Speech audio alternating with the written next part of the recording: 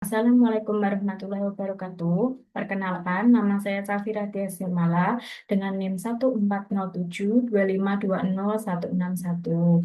Di sini saya akan menerangkan atau mempresentasikan mengenai menerapkan sejumlah aturan dalam optimasi atau biasanya disebut itu integral. Sebelumnya, saya ucapkan terima kasih kepada dosen pengampu, yaitu Bapak Iswayudi Joko Suprayitno, SSI NPD, pada kesempatan kali ini. Baik, kita langsung masuk saja ke dalam materinya.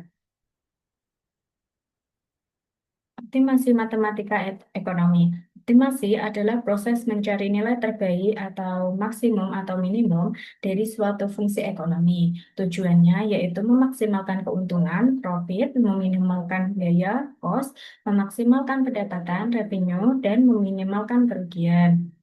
Pengertian integral dalam ekonomi yaitu integral adalah kebalikan dari turunan yang digunakan untuk menentukan nilai total dari suatu perubahan.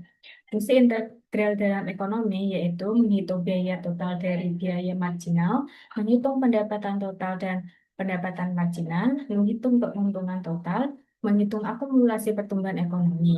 Kemudian ada bentuk umum integral yaitu bisa dilihat di sini. Itu ada simbol integral, habis itu fungsi X, dx sama dengan fx ditambah c. Keterangan yaitu tanda seperti itu adalah simbol dari integral. Fx itu fungsi yang diintegralkan, kemudian f besar x itu hasil dari integral tadi yang sudah diintegralkan, kemudian c itu konstantanya.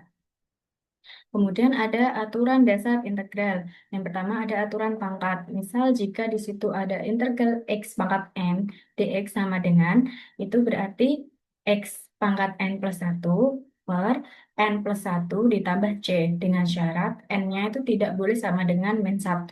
Contohnya di sini integral dari x kuadrat dx itu berarti x kan tadi semuanya X pangkat 2, jadi ditambahkan 3, jadi X pangkat 3 per 3, karena tadi itu N-nya itu atau pangkatnya tadi 2, kemudian ditambahkan 1 jadi 3, kemudian ditambahkan dengan C. Aturan yang kedua yaitu aturan konstanta, seperti ini, jika integral K dikalikan dengan dx, maka hasilnya Kx ditambah C. Contohnya, integral 5 dx, jadi itu 5x ditambah C. Kemudian ada aturan kelipatan konstanta. Contoh, maaf, bentuknya itu seperti ini. Integral K dikalikan Fx, kemudian dikalikan dengan dx, berarti itu sama dengan K dikali integral Fx dikali dx. Contohnya di sini, integral 4x dx sama dengan 4 dikalikan x pangkat 3 di per 3. Kemudian dikalikan itu dengan 4, jadi hasilnya 4x pangkat 3 per 3 ditambah dengan 3. Kemudian ada aturan penjumlahan dan pengurangan. Bentuknya seperti ini. Integral fx dikurang dan kurang plus minus gx terus kemudian dx. Jadi jadinya itu sama dengan integral fx dx ditambah atau dikurang integral gx dx.